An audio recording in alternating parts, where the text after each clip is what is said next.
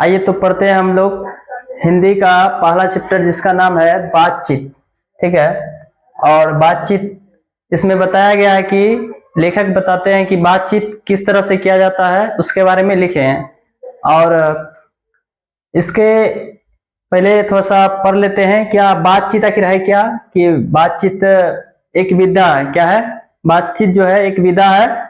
और बातचीत के जो लेखक हैं बालकृष्ण भट्ट हैं। बातचीत के लेखक कौन है? बालकृष्ण भट्ट। क्वेश्चन में आपका एग्जाम में आ सकता है कि बातचीत के लेखक कौन है, तो बातचीत के लेखक बालकृष्ण भट्ट है। और दूसरा क्वेश्चन ये आ सकता है कि बातचीत जो है क्या चीज है, तो बातचीत है एक कैसी विधा है, तो निबंध है। बातचीत क्या है? एक निबंध है।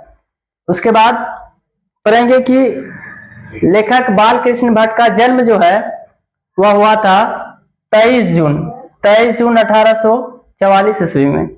बालकृष्ण भट्ट जिनका जन्म हुआ था 23 जून 1844 ईस्वी में हुआ था, और इनकी मृत्यु जो है 20 जुलाई 1914 ईस्वी में हुई थी। तो क्वेश्चन आ सकता है यहाँ से कि लेखक बालकृष्ण भट्ट का जो जन्म हुआ वो कब हुआ था, तो 23 जून 1844 ईस्वी में, और उनकी मृत्यु जो है 20 जुलाई 1914 ईस्वी में हुई थी।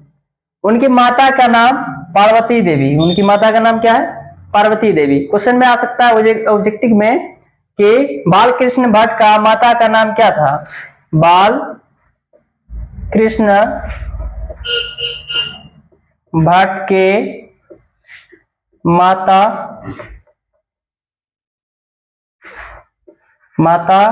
का नाम क्या है, तो माता का नाम क्या है? पार्वती देवी। उसकी माता का नाम क्या है? पार्वती देवी। बालकृष्ण भट्ट के माता जी का नाम जो है पार्वती देवी है। उनके बाद आगे उनके पिताजी, ठीक है, उनके पिताजी का नाम है बेनी प्रसाद भट्ट। उनके पिताजी का क्या नाम है? बेनी प्रसाद भट्ट, जो एक व्यापारी थे। क्वेश्चन में ये भी आ सकता है कि बालकृष्ण भट्ट के पिताजी का नाम क्या है, तो बालकृष्ण भट्ट के पिताजी का नाम है बेनी प्रसाद भट्ट, और वह क्या करते थे? वह एक व्यापार थे। क्वेश्चन में आ सकता है कि बालकृष्ण भट्ट के पिताजी क्या करते थे, तो बालकृष्ण भट्ट के पिताजी जो है एक व्यापारी थे। उसके बाद शिक्षा पढ़ेंगे। प्रारंभ में संस्कृत का अध्ययन 1867 ईस्वी में प्रयाग के मिशन स्कूल में एंट्रेंस की परीक्षा दी। ठीक है, बालकृष्ण भट्ट जो है प्रारंभ में संस्कृत का अध्ययन 1867 में प्रयाग के मिशन स्कूल में एंट्रेंस की परीक्षा दी। तो पूछ सकता है कि बालकृष्ण भट्ट जो है एंट्रेंस की परीक्षा कब दी, तो एंट्रेंस की परीक्षा 1867 ईस्वी में दिया। और कौन सा स्कूल की परीक्षा, तो मिशन स्कूल की परीक्षा। कौन सा स्कूल की परीक्षा? मिशन स्कूल की परीक्षा। उसके बाद इसका वृत्ति पढ़ेंगे। ठीक है, इसका वृत्ति में क्या है कि क्या किए 1869 ईस्वी में से 1875 ईस्वी तक मिशन स्कूल में ही क्या किया, यह इसने पढ़ाने लगे। ठीक है, 1869 से 1875 तक इसने जो क्या किया, मिशन स्कूल में ही पढ़ाने लगे। मगर एंट्रेंस का एग्जाम दिया था 1867 ईस्वी में, और जब यह कब से कब तक पढ़ा है, तो 1869 से लेकर के 1875 तक इस बालकृष्ण भट्ट जो है पढ़ाए। कौन सा स्कूल में, तो मिशन स्कूल में। ठीक है, और 1885 में प्रयाग के CAV स्कूल में संस्कृत का अध्यापन यानी संस्कृत पढ़ाने लगे। क्या बोले कि 1885 में इन्होंने क्या किया कि CAV स्कूल ज्वाइन किया, और CAV स्कूल का जो है संस्कृत में पढ़ाने लगे। कौन? बालकृष्ण भट्ट। ठीक है, तो पूछ सकते हैं कि 1885 में बालकृष्ण भट्ट कहाँ पढ़ाते थे, तो CAV कॉलेज स्कूल में पढ़ाते थे, और वह संस्कृत के अध्यापक थे। उसके बाद 1888 में प्रयाग की कायस्थ पाठशाला, 1888 में क्या हुआ कि उन्होंने जो है कायस्थ प्रयाग की कायस्थ पाठशाला इंटर कॉलेज में अध्यापक बने।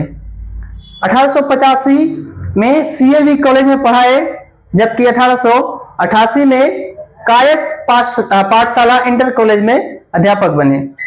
फिर उनके बाद कुछ विशेष परिस्थिति आता है, और विशेष परिस्थिति क्या आता है उनका कि विशेष परिस्थिति यह आता है कि उनके पिता के निर्धनों उपरांत, मतलब उनके पिताजी का जब देहांत हो जाता है, तो जानते हैं कि उनके पिताजी जो व्यापारी थे, उनके पिताजी क्या करते थे, एक व्यापार थे, और पैतृक व्यापार संभालने के नाम पर गृह कलह का सामना करना पड़ा। मतलब क्या हुआ कि जब वो अपना पिताजी का व्यापार संभालने लगे, तो उसमें उसका घर का जो है एक झगड़ा हो गया, गृह कलह हो गया, जिसको क्या किए, पैतृक घर को छोड़कर उन्होंने आर्थिक संकट से जूझते हुए हिम्मत से काम लिया और साहित्य के प्रति समर्पित रहे। और वह क्या किया, घर को त्याग दिया, और उसके बाद उन्होंने एक साहित्य को जो है प्रति अपने समर्पित रहे। आगे पढ़ते हैं। इसमें एक चीज रह गया था कि बालकृष्ण भट्ट के जो जन्म हुआ था, उनका जन्म स्थान है इलाहाबाद उत्तर प्रदेश, ठीक है। उसमें थोड़ा सा रह गया था, बालकृष्ण भट्ट का जो जन्म हुए थे वह इलाहाबाद उत्तर प्रदेश में।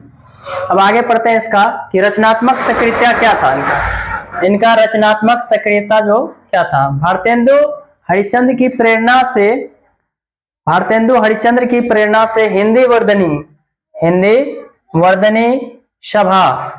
वर्धनी सभा प्रयाग की ओर से 1877 में हिंदी प्रदीप नामक मासिक पत्रिका निकाला।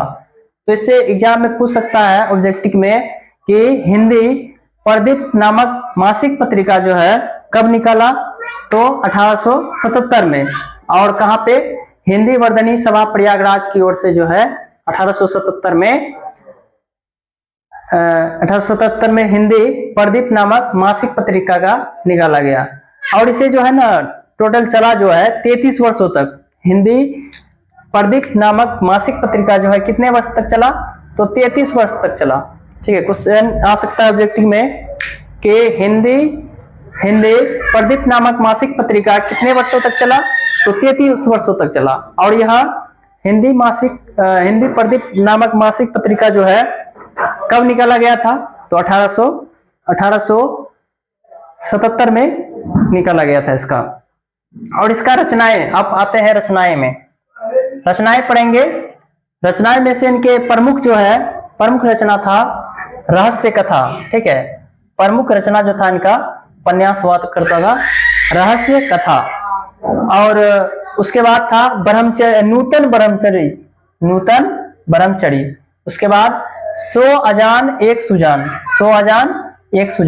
पूछ सकता है एग्जाम में, ऑब्जेक्टिव में पूछ सकता है आपको कि रहस्य कथा जो है किसका कृति है, किसने लिखा है, तो यह लिखे हैं बालकृष्ण भट्ट लिखे हैं।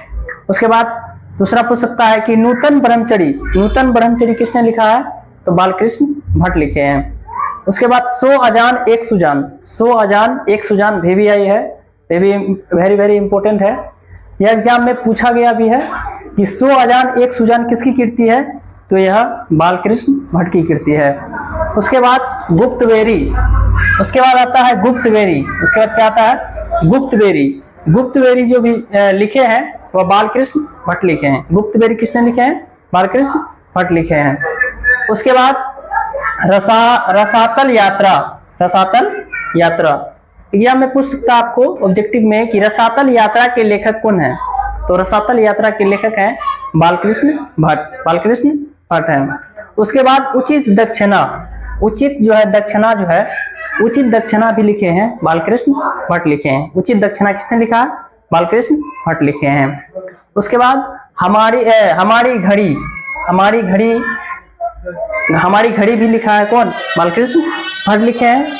उनके बाद सद्भाव यात्रा का अभाव, सद्भाव यात्रा का अभाव, यह भी कौन किसने लिखा है?